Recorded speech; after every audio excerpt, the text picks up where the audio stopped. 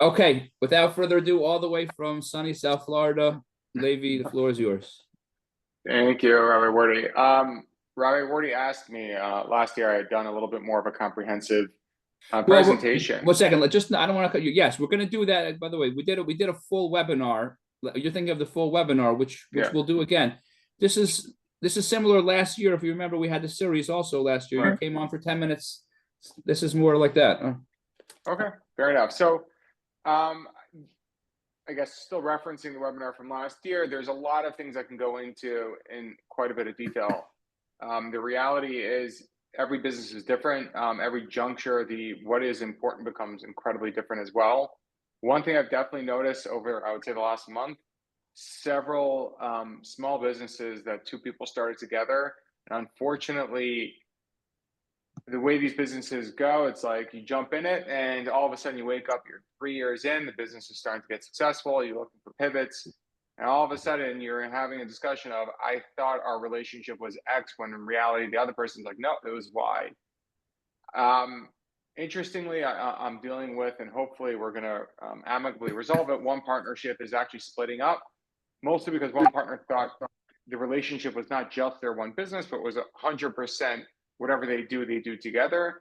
And the other partner felt that that was not the case. And that essentially created a big uh, fracture in their relationship. And instead of continuing what was a decently successful business, I mean, making about a little over $1 million a year in net profits, they're just splitting up because it just fractured the relationship and there was no turning back. And it started from a very, very small thing of simply not being on the same page about what the foundational relationship was about. I've seen this numerous times. And also I mean, it becomes very difficult later on in stages of businesses to hold people accountable. And what I mean by that is when you start a business, you can create a very finite, very clear guidelines of what each party is supposed to be bringing to the table. And if they don't, what can happen? If you're a year or two into a successful business, it's only going to rock the boat. It's only going to frustrate the relationship. So you only get really one opportunity early on in your relationship to really set a foundation that can hopefully hold for years through and ensure that you both are on the same page about where your goals are, how you're going to get there, who's responsible for what, and what happens if those responsibilities are dropped. Um, and unfortunately, I've seen it time and time again where a couple of years down the road, 6 months, years, whatever it may be, the partners try to come back to that point, and it almost always either results in no real change or movement, or it breaks up the relationship and it wasn't enough. So the one thing I would say is at the very least, when you start a relationship, ensure that the basics are understood and you guys put on paper, as dumb as this is going to sound, even an email, but an email of what every party is understanding the relationship to be. So you at least can come back as this is what I understood it to be. It was in writing, and you guys have some level of a basis, and hopefully it can prevent a he said, she said scenario down the line. Okay. Yes. By the way, I just the other week we had a roundtable where somebody was in a happy partnership, and he said one of his secrets to a happy partnership was that one of the things they agreed to was that they agreed right at the beginning of the partnership that they're going to have a third party whenever they have a dispute. They go talk with that third party. They put his name down, and he said just having that as an agreement that they agreed on kept them from getting into disagreements. A third party arbitrator, is that how can does it have to be a legally binding arbitration? Like if people No. have partnerships and they have that type of disagreement, how does that work with the third party arbitrator? So there's a couple different ways to do dispute resolution. One is, as everyone knows, courts. Another one's arbitration, and a third one that's not as often used is mediation. So arbitration and court are binding. The parties, well, court's binding without any prior agreement. Arbitration, if the parties agree to it, they subject themselves to the jurisdiction of the arbitration. And mediation is non-binding. It's really just a third party to hopefully talk some sense into.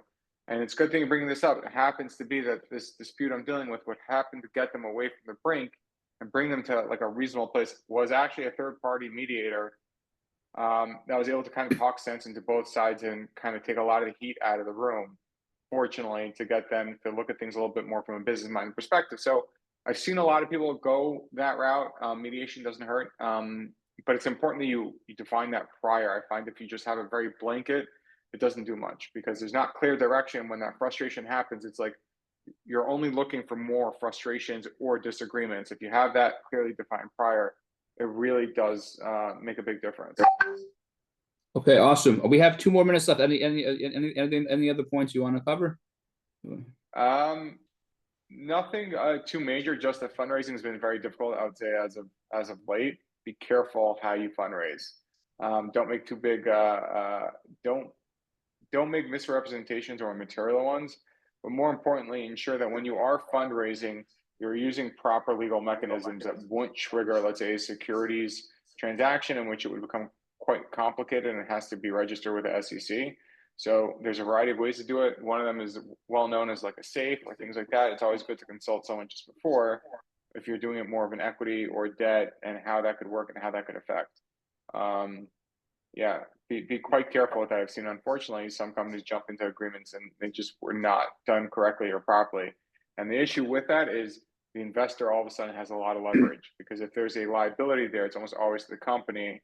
And if you're not dealing with the best people and the most good faith investors, they could try to use that to their advantage. I mean, when the time arises. So ensuring you have your ducks in a row, especially with fundraising, is an important initial step with a lot of startups.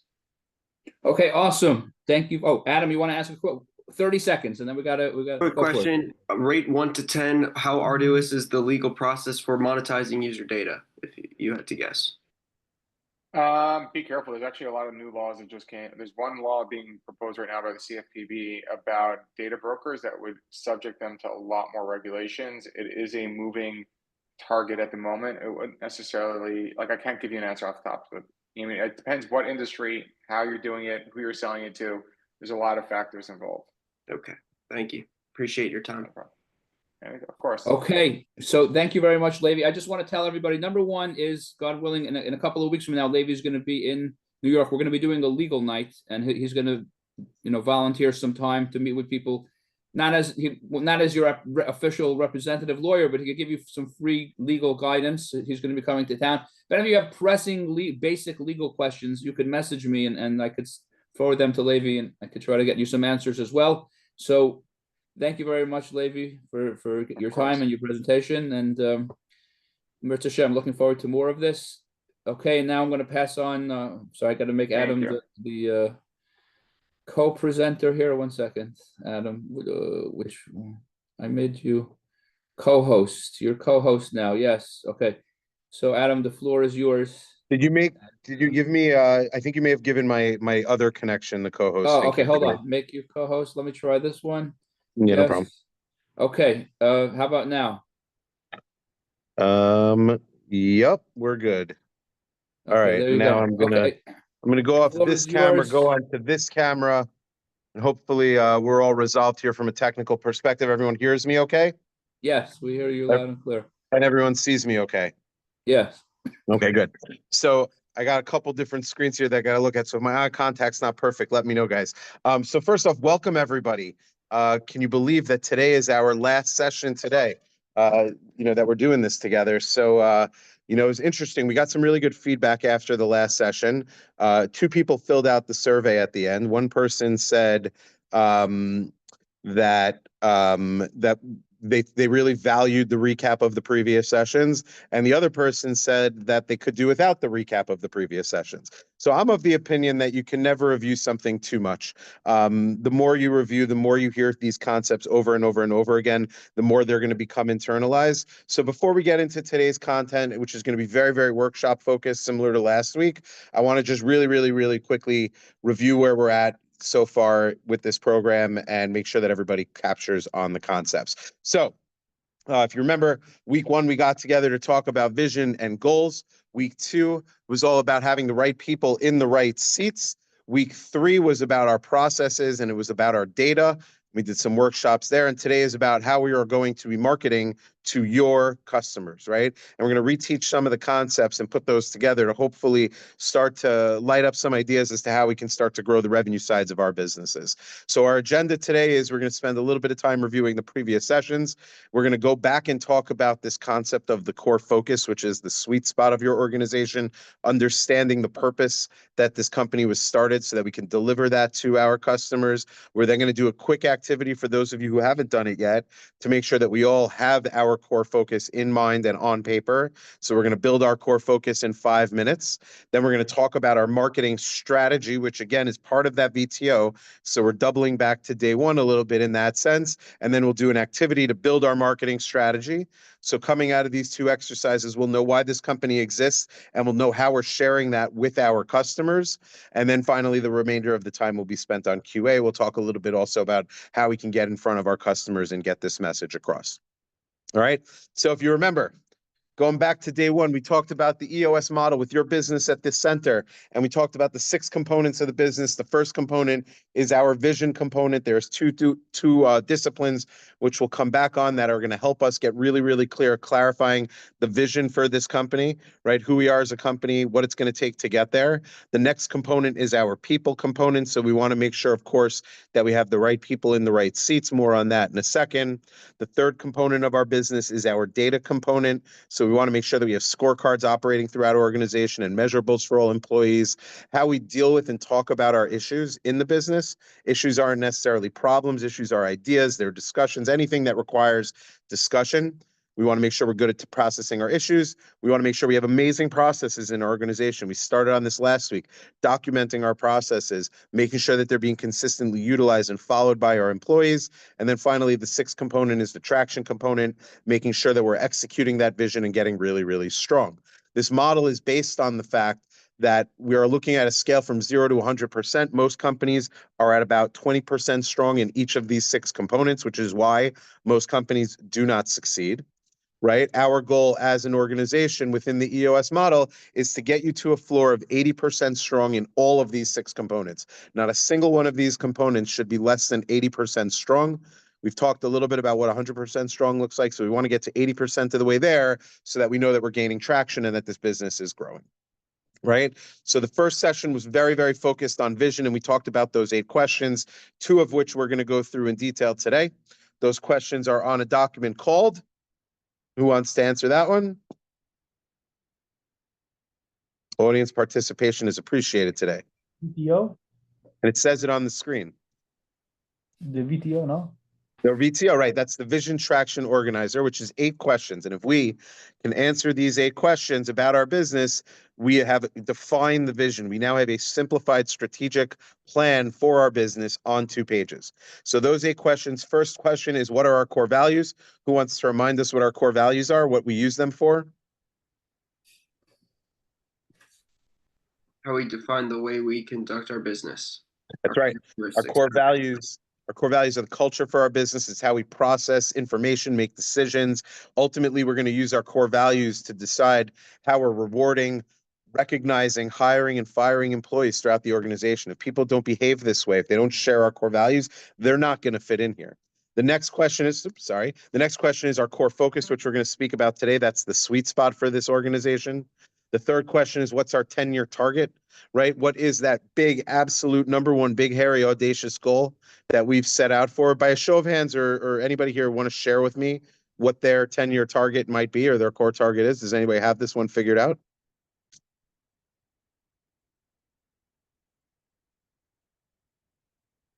Ten-year target. I want to help 1,000 shluchim or businesses with their social media. Incredible, right? That's it. That's a big, big, hairy, audacious number. How many of you helped so far? 2 or 3. 2 or 3 to get from 2 to 3 to 1,000, right? That's a 10 big, years. big. That's a big jump in 10 years. So that's a big, hairy, audacious goal. And what that's going to now allow us now to do is figure out what are all the steps we need to take to get there. If that is going to happen, right? First off, we need to understand who's our customer and what our marketing strategy. We're going to spend time on that today.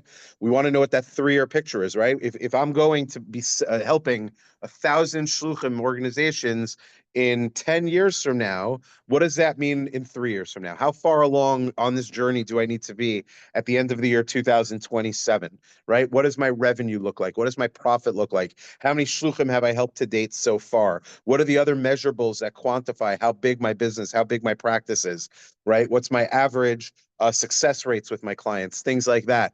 And what does it look like? You know, how am I getting my business? How are we getting referrals? What types of awards are we winning and recognition and the results that our customers are seeing? We want to paint that picture for what this company is going to look like in 3 years from now on our way to that 10-year target. And then we go into the traction page. The traction page is the here and now, right? So when we have that clarity on, okay, this is where we're going to be in 3 years from now. That means in 1 year from now, at the end of the year 2025, on my way to the 1,000 shluchim help, how far do I need to be? How many new shluchim do I need to pick up this year? What types of results am I seeing this year? What are my 3 to 7 goals for my business this year? What are the 3 to 7 things that I must do in 2025 to make sure that 3-year picture is being built and that I'm on track for that 10-year target? And when I have that clarity on the year, I'm going to look at my rocks. What am I doing this next 90 days to move me closer and closer to that? And then finally, the 8th question is, what are my issues? What are the things that are maybe preventing me from achieving that? Once I have those 8 questions answered, we want to get to the point where we're sharing this with everybody. We're meeting with our teams routinely to talk through these goals, to talk through these objectives, to talk about our core values. We want to have state of the company events. We want to be able to give a core values speech. We want to be having regular communication over where this business is going. And when everybody in the organization knows all these things, that's how we get to 100% strong.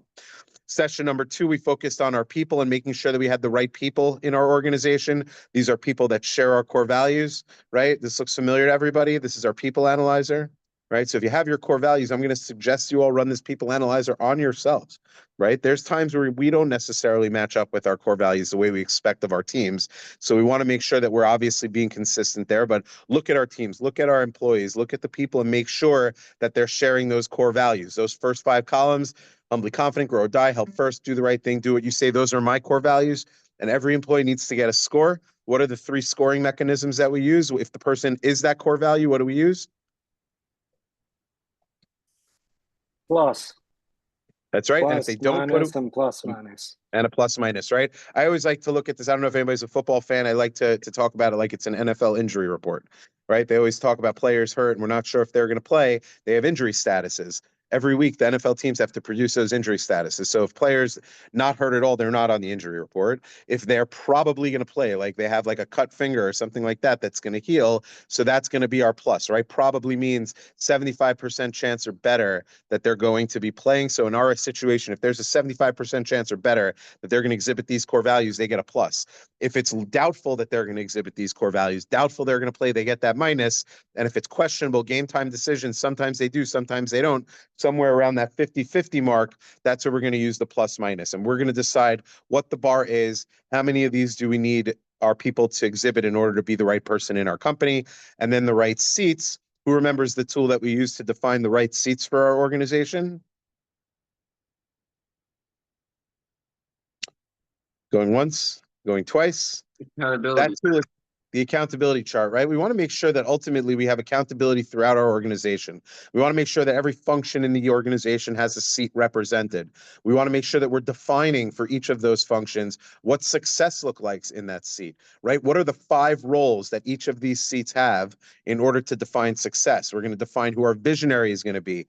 That's our person who's forward thinking, who has all the big relationships, all the big ideas, and we're going to give them roles and responsibilities. We're going to figure out who our integrator is. That's the person who takes that vision and brings it down to the ground and makes sure that we're gaining traction throughout the organization, leading and managing and driving accountability for all of those other major functions. So we're going to get very, very clear about what everybody does in that organization, ultimately to the point where our entire organization looks something like you're seeing on the screen right now. Every single person has a seat on that chart, which clearly defines what success looks like in that role. And then we talked about that performance values matrix, what it looks like when we have the stars. Those are all the right people in the right seat. That's our ultimate team. We have our puppies. That's the right person, the person who fits our core values, but doesn't necessarily GWC their seat, right? They don't get an element of it. Maybe they don't want it, or maybe they don't have the capacity to do that right now. So we can train that person or move them to a different seat if we want them in our organization. Those are our puppies. We've got our terrorists. Those are the people that are the wrong person, but in the right seat. They hit their numbers, right? They GWC their role. They just don't share our core values, and they're holding us hostage, and they're doing a lot of damage in our organization. So we have to get those people out. And then there's the rats. They don't share our core values. They don't GWC their seat. They're not really contributing to this organization. They're not performing. They're not participating. We won't want those people in our organizations as well. But when we're at the point where we've got 100% right people, right seats, that's 100% strong. So imagine a world where you're at 80% strong at the very minimum. We don't have more than 20% of the people in our companies, hopefully even higher than that, are in the wrong seat. Then last class, finally, just to get to session 3, we talked about how we document processes, right? We talked about the need to identify them off of our accountability chart and looking at all those major functions and deciding that, yes, each of these major functions is a process. There is an HR process in our business, a marketing process, a sales process, right? The next step after we've identified them is we want to document them. We want to follow that 20-80 rule, making sure that we have the 20% of the steps that deliver 80% of the results. It needs to be visually communicated. It needs to be verbally communicated. It needs to be simple so that people can read this and understand the major steps that we follow to operate these functions throughout the organization. It's going to make training easier. And then once we've got those documented processes, we want to make sure that they're followed by all. We want to make sure that we're consistently training our team members on these processes. We want to measure that these processes are being used and effective. We need to lead and manage our people and show them this is the right way to do these functions in this business and make sure they're doing it the right way. And we, of course, need to have some type of continuous improvement cycle to be updating those processes. And when we have that, we're at 100% strong. And then we talked about finally our scorecard, having those 5 to 15 numbers, 13 weeks running history, an accountable owner for each one, having clear goals every week for what are the numbers I need to hit, leading indicators, lagging indicators, not just the results, but also the activity. When we have these scorecards that are measuring the effectiveness of our processes and how much our business is growing, everybody in the company is going to know their measurables. Everyone's going to know they have their 1 to 3 numbers, and that's how we're going to get to 100% strong in the data component. So today's session, we're going to go back into vision mode for a second, because I want to talk about how we're going to operationalize our vision, right? Because very much the reason we started our companies should be resonating with our target customer, right? So when we think about that VTO and we think about the various questions that we're going to ask, I want to zoom in on this core focus today, right? Because in order for us to get in front of our customers, in order for us to understand first and foremost who is our customer, we must gain clarity on what our business's focus is. If we don't have a focus as a business, then we can technically work with any customer. And to give a little personal history here, right? When I was in my last stop before I became an EOS implementer, I ran an e-commerce agency, a company called Pixify. And we were very all over the place. We were targeting customers who needed e-commerce sites. We were targeting customers who needed B2B and B2C, or B2B or not B2C. We were using Magento, we were using WordPress, we were using Shopify, we were building corporate websites, we were building e-commerce websites, we were building websites with backends, without backends, all these different things that we were building. We had no focus, right? And what ended up happening is that we were a jack of all trades and a master of none. And the very first step that we needed to take before we can turn around that business and bring it to a new place was to understand what is our place in the market. Why does Pixify exist? Why does this company exist? And if we realize the cause, if we realize what we do better than anybody else, double down on that and grow the business, right? So that was a big challenge for us. And we had to eliminate a lot of distraction, get rid of some customers when we realized that our cause, our purpose, the reason we existed wasn't just to build websites. It was to build integrated websites. It was to help companies leverage all of their technology in a seamless experience. And the way we did that was using Magento. So we were able to clearly identify that. And we looked at this slide in the first session, right? When we think about our organization, our purpose, our cause, our passion, it's the reason for being, right? Often it comes from the leader or the founder of the organization, right? We want to talk about this purpose. It's not money. It's got to be beyond money, right? It's got to ignite passion. We always like to say people don't lead, purposes do. But when we think about money, right, let's go to that point for a second. If it's got to be beyond money, right? The reason this company exists is to become a $10 million company. I got news for you. What is everybody that comes into your organization going to want out of that? Right? If the purpose this company exists is to make money, anybody who comes into this business is coming here to make money themselves. So as we hit our goals, that they're always going to constantly be asking that same question. Okay, how much is coming back to me, right? And we don't want everybody just thinking about money, money, money, money. There's a great video, and maybe I'll share it in the chat, from Simon Sinek, where he talks about that money is not the goal, money is the fuel. We need a lot of money to run a business. So we need to make money. Let's not sugarcoat it, right? We do need to make money, but we don't own a car just to burn gas, right? We own a car because of the places that we can go and the things that we can do with it. The fuel is what helps us going. So I want everybody to think about money in the sense of focus as the fuel, right? The reason this company exists is why we're driving this bus around all over the place. The money is what we need in order to keep it going there. So when we think about our core focus, we want to think about this is the reason why people are getting on our bus, right? When we think about our purpose, our caution, our cause, our passion, when you combine them together, it means caution. But this is why the company exists, right? Purpose is something we want to achieve. Our cause is something we want to fix. Our passion is just something we love to do. So we need to get very, very clear about that, what that is. And it's something called the hedgehog concept that Jim Collins talks about.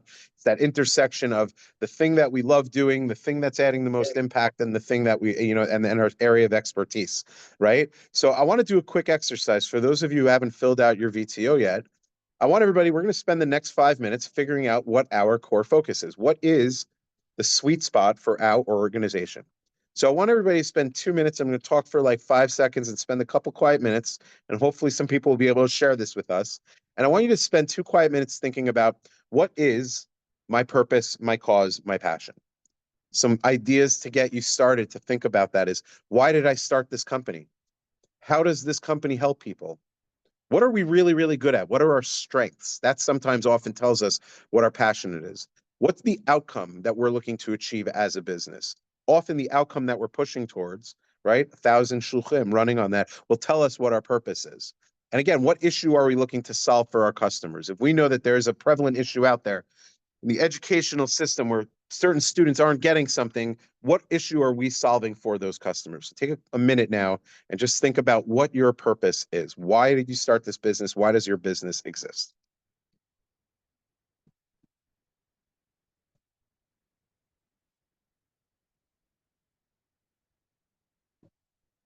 Do me a favor, when you have that, use the raise hand function just so that I know everyone's ready with that.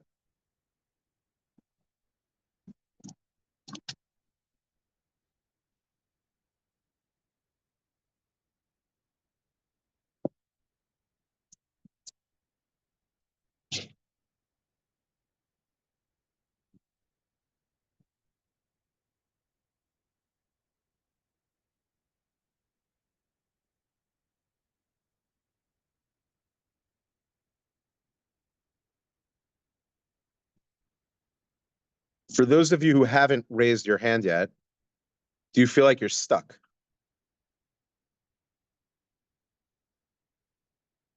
Feel free to take yourself off mute.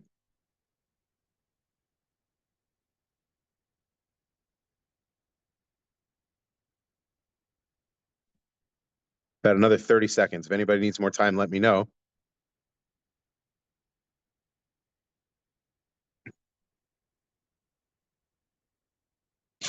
All right, whoever has raised their hands, you could put them down for now.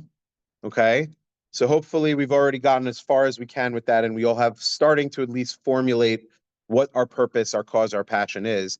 So now what I want everybody to do is we also should be thinking about what we love doing, but now everybody want to spend a minute, right? This should be relatively easy. What is my niche? What is the specific product or service that I offer to my customer to deliver that purpose, right? When we think about Apple computers in 1987, they made computers. That was their niche, right? They wanted people to think differently about technology. That's their purpose for existing. But their niche was computers.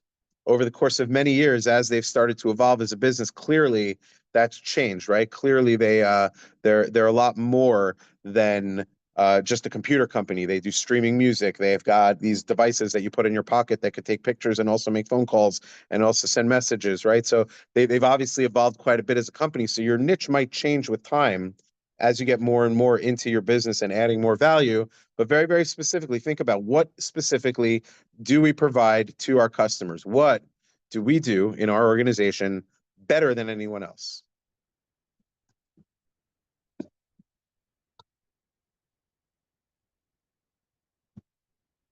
And now for the next 2 minutes, I want to just spend some time reviewing and refining that. So by show of hands, volunteer, who would like to share with us what their core focus is?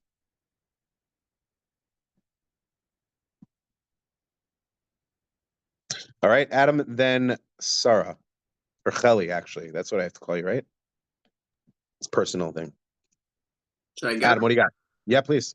Okay, would it be easier if I went down this list of bullet points or just share what my purpose concept? You could just share it. Okay, so my purpose is to create a nocturnal community that only operates in the wee hours of the night from 12 a.m. to 6 a.m. And my cause for doing this is because I started this because I would find myself that I have trouble falling asleep at reasonable hours. And I hate that I don't know who of my friends are up at the same time, because it helps me, it calms me down when I share my thoughts and process and internalize others. It helps me fall asleep better or easier. So my purpose is to create a nocturnal community. It doesn't really exist right now. And the cause is to not only show people who can't fall asleep, which are 28% of adults every night, that they're not alone, but also to help improve sleep habits as well within my software. My passion is generating and enhancing communities where they're not so addressed, similar to the, or such as the insomnia communities, and hope to address this problem. My niche is that it's my ideas, it exists, it's the only one that gets people together, but also promotes healthy sleep habits and sleep improvement as a general concept. And anything else I need to address? So let's get, because it sounds like that's very closely associated with the purpose, right? What I'm hearing, right, if we wanted to refine this a little bit, is that the reason this business exists is to create a nocturnal community that will help people sleep better. Yes. Right. And If we to wanted help to just for people simplify. who can't fall asleep. I'm not a medical professional. I can't prescribe medicine. But before that, to also show people that, hey, we could collaborate and help each other have better methods. And also, another thing that I forgot to mention is that it gets people away from things that deteriorate their sleep quality, quality of sleep. So how are we doing that? What specifically are we doing? Right? What's because I understand the purpose completely, right? And that can be refined, and we can wordsmith it as much as we want. Use AI for those types of things. It's great, but what's the niche? Like specifically, what is it? Is it an app? Is it right? It's an app. I'm gonna hopefully in a few years sell it as a software, but it's an app. It's a website. It's a whole digital. Yeah. So when we think about what your purpose, what your core focus is, right? Your purpose is to create a nocturnal community that will help people sleep better. The way you're doing that, your niche is your website and your app, right? And whatever the name of that website, that is your niche. Doing the website, doing the app, going to somebody's house and singing them a lullaby is not that could help build a community and help people sleep better, but that's not your niche, right? Right. Correct. I have a good friend who is a professional cuddler. So I make that I say it only a little bit kiddingly, but like literally people would pay him to come to their house to cuddle with them, people who are lonely. Like, I don't know if you made that much money doing it, but anyway, but that was so good. Thank you for being the brave soul there, Adam. Anybody else want to share theirs? Sarah, Rachel, Kelly. Did I embarrass you? Sorry. No, we're good. We're good. Okay, good. I'm outside again doing dog walks as usual. So did you know it's raining? By the way, it's raining. I see that. So my turn. So I'm walking, so we're doing this by brain. My service, my business is that I offer quality dog care, pet care in general. Personal in home, it's in my house. It's a lot more personable than a facility or an app. I would say my purpose is, backwards, forwards, reminding the 1, 2, 3 numbers, just because he went into such detail. I was like, whoa, I didn't prepare that much. Can you give me some guidance? Well, we actually took his and simplified it a little bit. He had said a lot of things, but really what it all boiled down to is that the reason his business exists is to create this sense of community, right? Because a lot of people don't know that other people share this. It's to create the sense of community that's ultimately going to help people sleep better. Gotcha. Okay. So the reason for my business is to offer quality dog care, number one, but number two, to teach the Jewish community at large about dogs and individuals with special needs, the positivity of dogs and how they really help your mental health, and they're healthy and we shouldn't be afraid of them.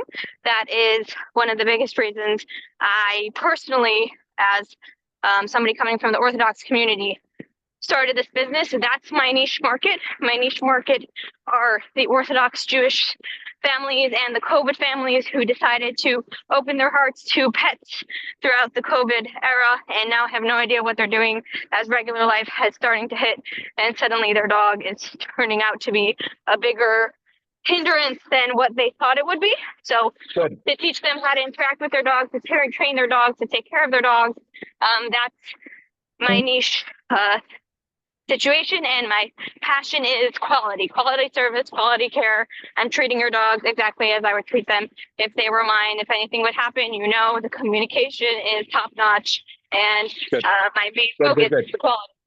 Good. So I want to just not to cut you off, but just so what I'm hearing there, right, is the reason this business exists, right? Your purpose, your cause, your passion.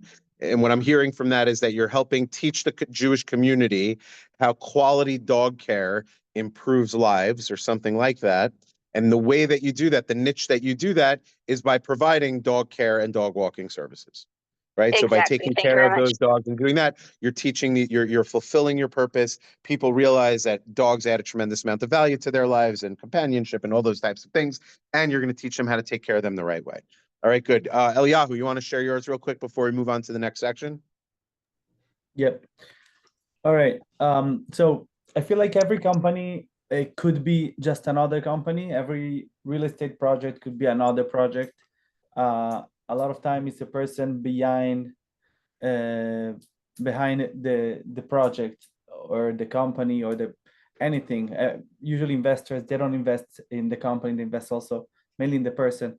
So I think like why did I start this company is because it's something that a passion and something I love, and also in my specific case, I have the same name of my grandfather, and my grandfather was one of his project, and it never took off, and I felt it. I don't know how, but something with it. So what is the purpose? Right? Obviously, you feel passionate about it, but what is that passion? What is the passion that fuels you to start this business? Right. So I love fashion. I love luxury. Everybody likes to live well, but I enjoy it. And I feel like that in the luxury world, there is a lot of things missing. It's very much the client is kind of like usually needs to bend, on the big company, on the big logos, and people don't even understand why they're doing it. So I want to give a little bit more than that.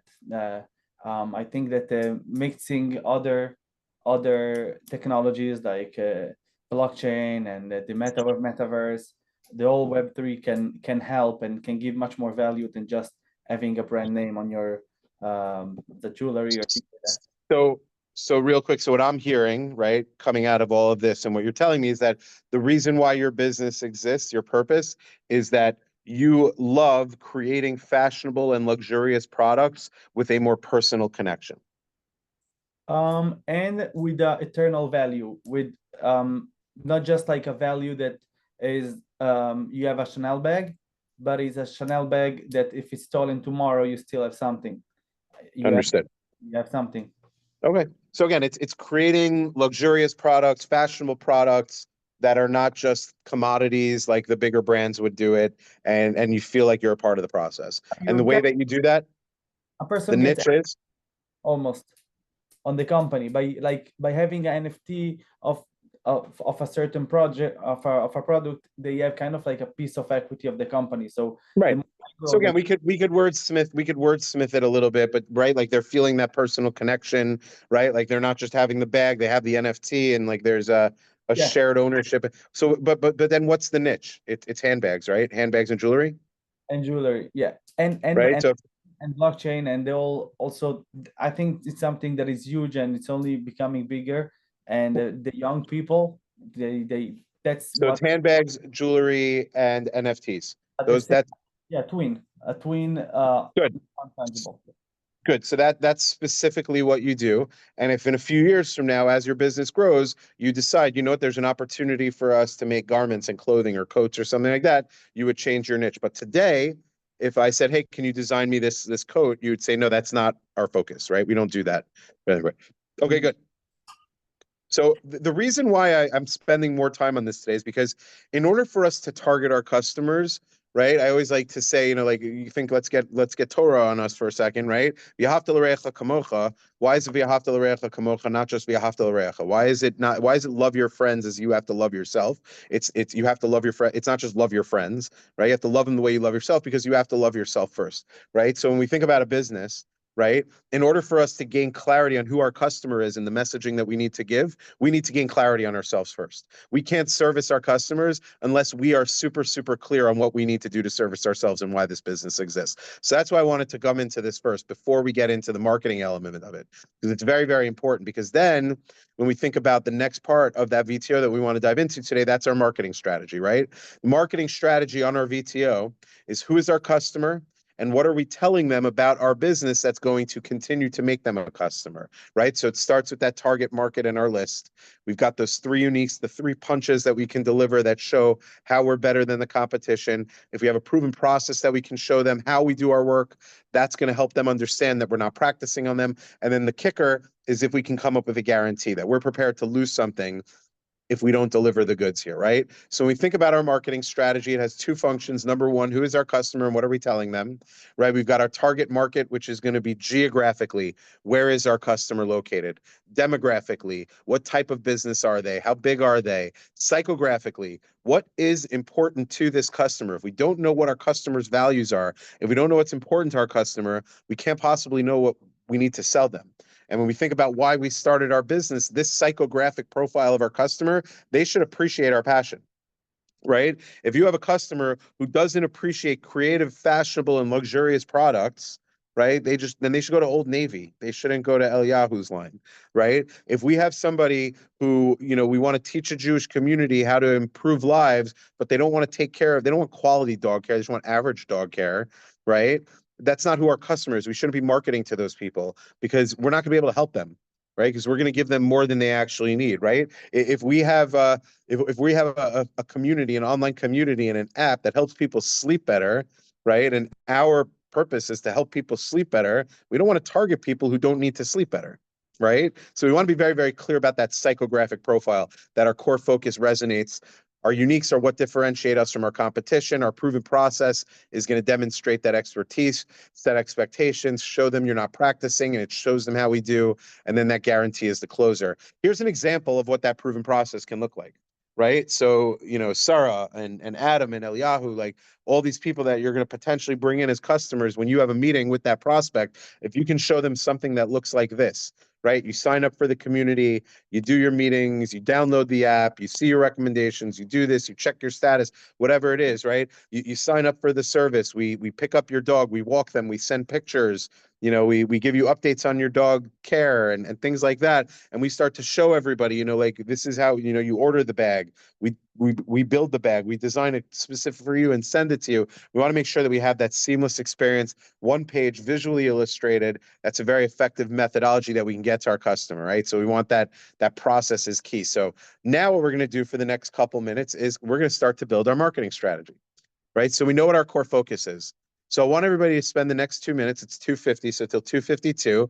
I want you thinking about who is your target customer. Start off by answering the question geographically. Where is my customer located? Write that down. Are they in New York? Are they in the tri-state area? Are they in America, the United States of America, North America, the entire world, Eastern Hemisphere, the Northern Hemisphere? Get very, very specific about the people that are going to use your product, use your service. Where are they located? Then I want you to think a little bit more about what are their statistics demographically? What's their age range? What's their revenue thresholds? How big are they size? If you're a B2B business, right? How many people do they need in their organization? Or how many offices do they need to have? Things like that. What type of business, right, are we targeting if in a B2B? Like that's going to be demographically who we're going after. If I, you know, am targeting entrepreneurial organizations, right? I don't want to target publicly held companies, right? So I need to be very, very clear about the demographics of who I want to be. And then psychographic, right? What is important to them? And then ask yourself that question, does it align with my core purpose? Take another minute or so, start answering some of those questions.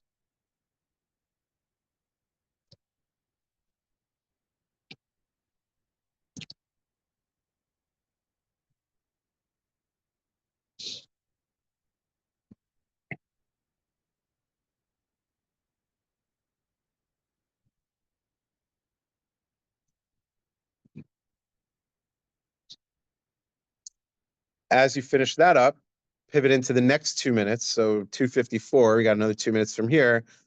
I want you to think about, what are my three uniques, right? And when you think about those three uniques, you have to figure, first off, they have to be relevant to your target market, right? Like, my uniques, I could think of what makes me unique as a coach, as an implementer, in different ways that I could tell people why you should work with me, things that I teach versus, another person, and maybe the tools that we teach. But I'm not going to tell everybody that the reason that they should work with me is because I always smell good, right? Like, that's not going to be what lands me. It's not relevant to my customer, even though I smell really, really good most of the time, right? I want to make sure that, that I'm very, very specific with those uniques, that's going to actually add value, right? We think about Southwest Airlines, right? When we think about differentiating, Southwest Airlines has those famous 3 LFs. It's low fares, lots of flights, lots of fun, right? Southwest Airlines also might have some other elements of you that are unique, but the things that their customers care about are the fact that I'm not going to pay a lot of money to get on a flight basically wherever I want to go. And while I'm on that flight, it's going to be a fun experience for me.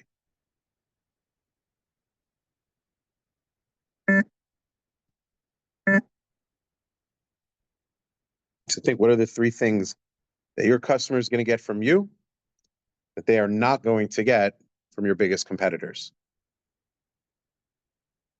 With EOS, what makes me unique, not just me personally, but EOS, the system, is that we hit on vision, traction, and healthy, right? Vision, that we're going to help everybody gain clarity on who they are as an organization, where they're going to go, what it's going to take to get there. Traction, we're going to make sure that they're accountable and executing and disciplined.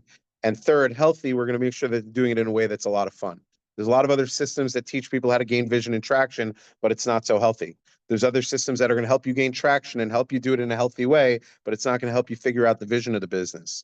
There's going to be others that have vision and healthy, but it doesn't help you do the things you need to do to grow your business. So we want to make sure that these are relevant to the customer and that we can deliver them all.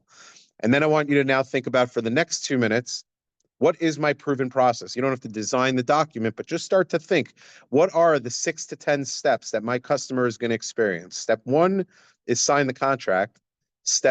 The last step is going to be they've received the product or the services, right? What are all those in between steps that they're going to go through, so that when they do sign that contract, they know exactly what to expect, right? When I worked in the web development world and we were building websites for people, a very important step in our process was to provide creative direction to our customers. They'd have to review that, and they'd have to get back to us with feedback and revisions, right?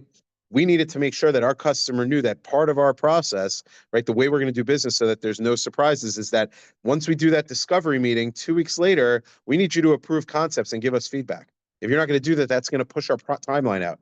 So when you say, oh, why did my project finish a month behind schedule? It's because you were a month late on getting us those approvals. So it's going to help create those expectations. It should be about 6 to 10 steps. And you should also think about being fewer words, more graphics, right? We go from discovery to design to development to testing to deployment. 5 steps, right? We go from focus day to vision building day to quarterly pulsing to annual planning, right?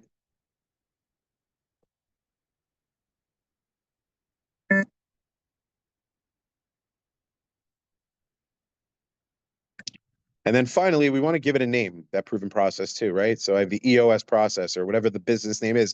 This is our process. And so this way, again, it's lending credibility. This is a named process that exists, that we use consistently. It's so consistent, we know what to call it. And then finally, I want everybody to just sit real quick and think. If it pops right away, great. If it doesn't, that's okay. But what can I guarantee? What skin in the game can I give my customer? What can I show them that I'm going to lose if we don't deliver on our promise, if we're not as unique as we say, if this process doesn't work? And they are in our target market, right? Domino's Pizza, 30 minutes or it's free. You want a pizza quick, you're going to call Domino's. You're not even going to think about it, because you know that if you don't get it on time, you're not paying for it.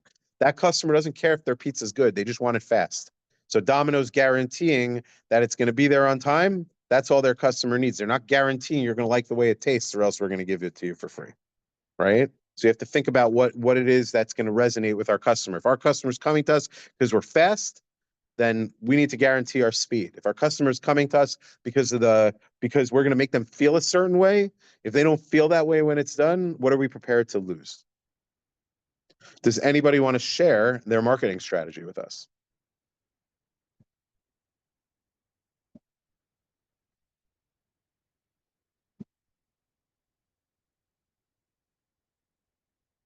All right.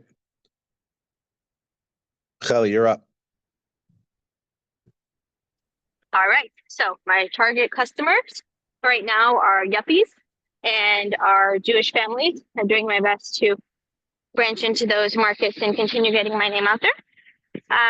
They are located in specifically the Crown Heights, Prospect Lefferts Gardens, and Prospect Heights areas. I am also bordering on Bushwick, but I don't want to go too far right now. Ages specifically are younger Jewish families, younger yuppie families who don't have time for their dogs, and older couples who really, really worship their dogs and do anything and everything for their dogs. So I have a lot of those too. Those are my specific catered markets. Good. So let's just take a break there and let's try to just simplify that, right? So it's going to People who be don't have time for their dogs.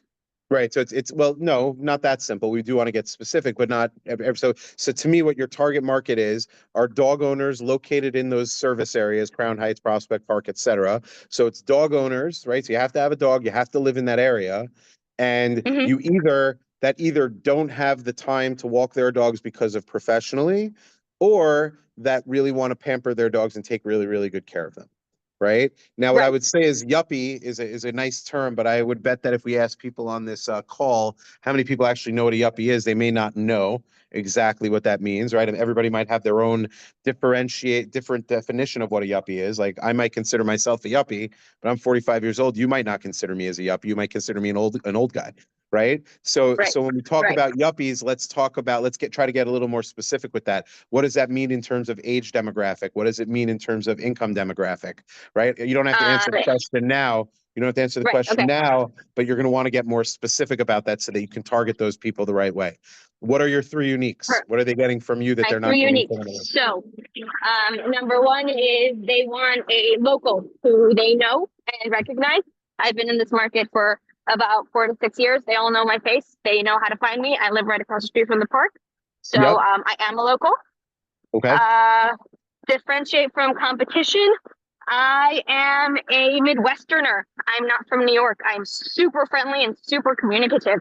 And Okay. you know that from the moment you meet me, and they feel really comfortable in my presence. And I always offer a meet and greet for free, which a lot of people don't do. Good. I'm coming to So- meet your dog for free. And again, I'm not trying to cut you off, just in the interest of time. So what I'm hearing is that you're bringing, that you are local, Quality. but you're right. So you're bringing local relationships with out of town care and quality, and you're willing to do that free meet and greet up front, which most people aren't. So the fact that you're local, but not from in this area, and you're going to do that free meet and greet, no other people in your industry are going to do that, and that's going to differentiate you, and it's going to give you the advantage. Also for the Jews, I come from the Orthodoxy, and I do this, which is Exactly. very, Right. very uncommon. Right, which again is when we think about what your passion is, right? Is you want to teach the Jewish community how quality dog care improves lives. So Yeah. when you're thinking about your target customer, right, they need to obviously value quality dog care and the improvement to their life that they're going to get. And then you have your proven process, which you probably don't have mapped out yet, but we're going to skip that for now just to keep things moving. But you're going to want to say, okay, we're going to do that meet and greet. We're going to then set you up on a schedule. We're going to send you the pictures, right? So this way they know what that relationship is going to look like. But I just want to end with one more thing real quick before we get to QA. And again, I'll stick on for a little longer. But now we have to try to figure out how to find our customers, right?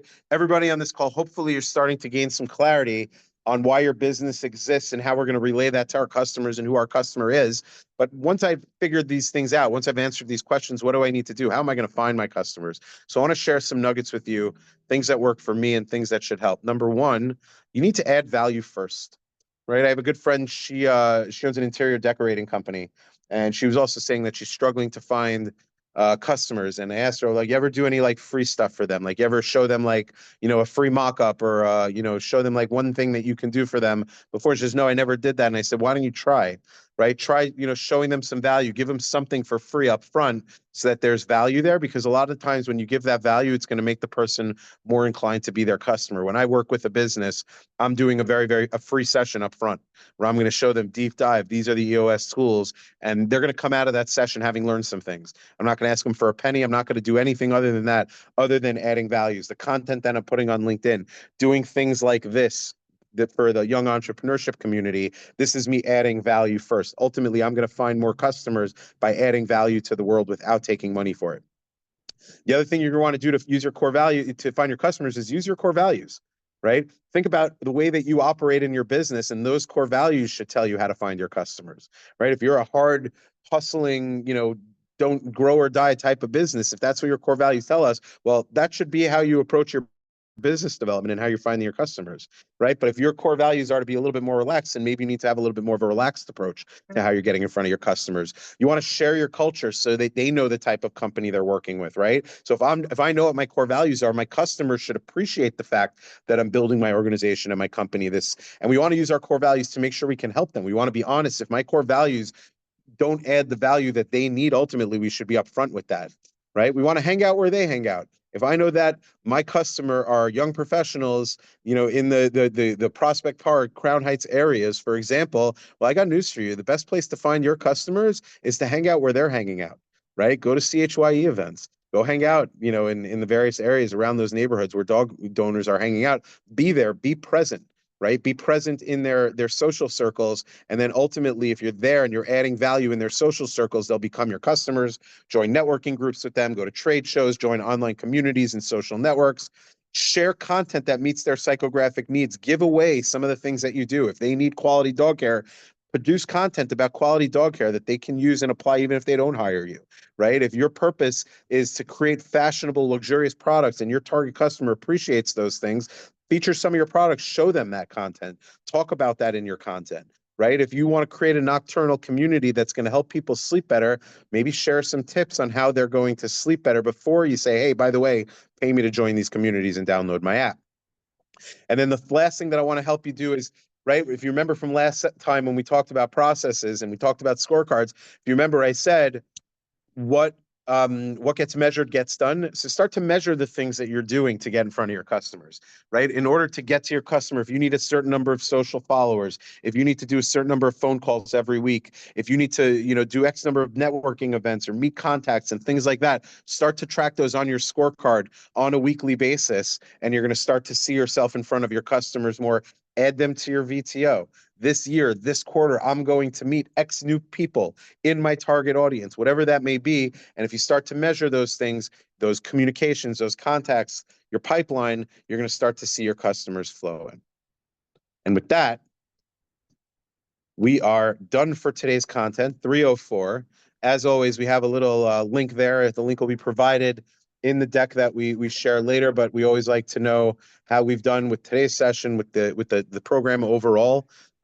It's been really, really a lot of fun teaching you guys. A lot of you I've spoken to offline outside of these sessions, and I'm going to continue to make that offer. I'm here to help you all throughout this journey. If you have things that you want to run by me today, tomorrow, the next week, I'm more than glad to grab a half an hour with you.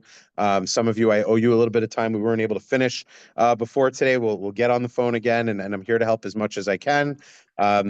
This Great Boss Workshop, I'm actually not going to promote this right now. I want to skip the slide. That's how you can get in touch with me if you need anything at all outside of these recordings and the content that we've shared. I'm here to help you guys with any challenges you have and help you grow your businesses and achieve everything that you have set out to do. So thank you, everybody, for being here, for participating. And if you have any questions, let me know. Thank you, Adam, so much. I'm sorry that I have to jump, but you'll be hearing from me. You did a great job. Absolutely. Appreciate it, Adam. You've been a great student. Oh, good to see. Yes, everyone, really great. This was a great series. Thank you. One of our best yet. You've Adam, you've set the bar, and All right. all of you, please, if there's any way that CHY could be a continued resource, please reach out to us. You know, we always have our mentor program where you could reach out to us and we could pair you up with someone who could give you some advice on your particular business issues that you're looking for. And we're looking forward to being in touch. We have our monthly webinars. In fact, next Wednesday, we're doing a webinar in Excel for those of you that use Excel in your business and you want to learn some basic tips and tricks. That's coming up next week. Feel free to go to our website. It's a free webinar. You can register on chy.info. Hatzlacha Rabba. I'm looking forward to staying in touch. One question. Yeah. Thank Definitely. Really looking forward to staying in touch with you all again. Thank you so much. My business is done based on referrals. So if you know anybody that can help, by all means, send them my way. But really, it's been great working with you all, and I hope this is just the beginning. I really hope to help you guys, guide you through this journey, get you to the next step. Question. Thank you. Take care, everyone. Yeah, All I'm the here best. for questions. You don't have to run off. I'm here for questions. Okay. Eliyahu, what do you got? All right, so I'm gonna leave it on. So you'll shut it off then when you're done. Okay. Sounds good. Yeah. Okay. Awesome. Thank you, everyone. Thank you, Rabbi. So, so marketing. We all know marketing is like the impossible, not impossible. It's like the struggle. It's like 80% of the business. So like I had like these ideas, like going around, like let's say, places, let's say, Madison Avenue or Soho, like the area where all the fancy stores are, and make videos with my phone or with the camera or whatever. I'm a photographer, and ask people, would you wear this bag, and just put their bag on them, and things. Ask them like, would the NFT, and show them the whole process on my phone. Would this make you want to do, just like asking, do like you said, you gotta measure activity, and you gotta do things. So I think I create content that explain your product in places where people hang out. Can be New York, can be Milan in the fashion week, or can be Paris in fashion week, or can be. You think these kind of things are I think, I don't know, which tips would you give me for like marketing? I mean, you know your business better than me, right? You know your customer better than me. What I would tell you is, you're starting something new, just try all those things. Yeah. Right? Like if it's low impact and low cost, if it's relatively easy for you to bring some of your product to the street one day on a nice day, right? And to hang out in, Madison Avenue or whatever, like one of those areas, like you said, Soho, and start showing people your product, showing them the NFT, and getting like just word on the street, like getting content that way, try it. What's the worst that happens? Right, especially if you do it on a day that you're in the city anyway. So if you get really like, like, I'm not saying take a whole day, but like think, okay, I'm going to be in the city on X day anyway, and I'm going to just sit and spend an extra 2 hours, doing this. The only way you're going to tell is is by trying, right? Try it, put it out there, see if it gets good reactions, and if it does, keep doing more of it, and if it doesn't, try something else. Tell you that's how I met my wife. I used to have a photography page in Spot called Unions of Spot, and I used to take pictures of people on the street. And one of the first pictures was my wife. And Beautiful. a ton of likes and all. And the rest is history. We got married. That's it. So it should be mazel. It should give you the same mazel for your business. Yeah. No, like Ziv Tamir, right? Yep. I feel like these videos are what people are scrolling on social media, and it takes guts to just do it. But I'm like extra, I'm that kind of person. I'm outgoing. So for What's that other guy, Moshe the jeweler? Moshe that the guy? jeweler, bro, easy. Like that's what he does. I know he's a travel He's agent. going out and he's buying Rolexes off people on the street. Like he's not, like it works for him. He's built up a tremendous following off of it. It's hard, but it works. These days it works. People want to see these crazy things. Yep. Or just the bag, an NFT. I don't know. But that okay. Thank you. Thank you so much. No problem. My pleasure. Anybody else have questions for the man before I leave? God bless you. God bless you too, my friend. Bye. I want I'm to. open. Oh, I'm gonna be quiet now. It's okay. If I want to finish reviewing my VTO with you, is now good, or I should exit? Now's not good, but if you don't mind, if you want, you can send me. I'm around. Shoot me an email. We'll find some time to talk. I just got to see how I may have gotten some message. I got to see what my day tomorrow and Wednesday looks like. I could probably find some time. I just got to see if I'm going into the city tomorrow. Okay. Thanks so much. Okay. It was No great. problem. No problem. My pleasure. Yosef and Mayor Saul, how you doing, man? Hey, how are you? I just want to say thank you. It's my first class joining. I watched 2 of the other videos. I didn't get to the third one. Okay. But I love them and thank you. Thank you for the knowledge. What do you do? We do high-end catering, kosher High-end kosher catering. events. Yeah, weddings, bar Okay. mitzvahs, corporate events.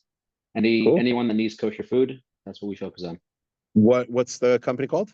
Soul Dining, SOL Dining. Soul Dining, and it's just you and a partner? It's the Me and two a of you? business partner, we have 2 full-time employees. But yeah, as of now, it's just us 4. Okay, good. Yeah, again, I'm same offer to everybody else. Like if I can help you in any way, like by, filling out your VTO and gaining clarity on where you want to take the thing so that you feel like, you've got some real purpose there. I'm more than glad to help out and, Yeah, let me know. I definitely All want right. to continue this conversation. I guess a different time. Yeah, But reach out to me. So you have my email address. yeah, It's on all the decks. So shoot me an email, we'll make some time to talk and we'll see how we can help. amazing. Thank you so much. I appreciate it. No problem, guys. Appreciate it. All right, have a good day. Any other questions? All right, guys. I was gonna just take advantage of you talking about marketing, just to split flow. Everything that was words. It's been a long day. To spitball some just in person marketing. I know billboards. I know community boards inside buildings. Ideas of like in person marketing. Yeah, in-person marketing. I mean, like dog parks, probably, right? Right. I'm there. Right, like so the places that you're going already. Professional, like think about professional networking organizations. You ever hear of BNI? You know what BNI is? No. BNI is I forgot what it stands for, but it's like a big referral community. They do a lot of like networking events for local business owners, small business owners, where Okay. they just get together every week and they refer each other business. So like imagine getting into a network with like a plumber and an accountant and all these other people that serve your market potentially, right? So anytime they're doing taxes for somebody that has a dog, they can recommend you. And anytime you're walking a dog for somebody who needs help with their taxes, you can recommend them. So you could try to like start to build some of these reciprocal referral relationships through those communities too. Awesome. I have that written down. Thank you. No problem. All right, guys. Have a great Thank you rest very of the much. day. Thank you, guys. Bye-bye.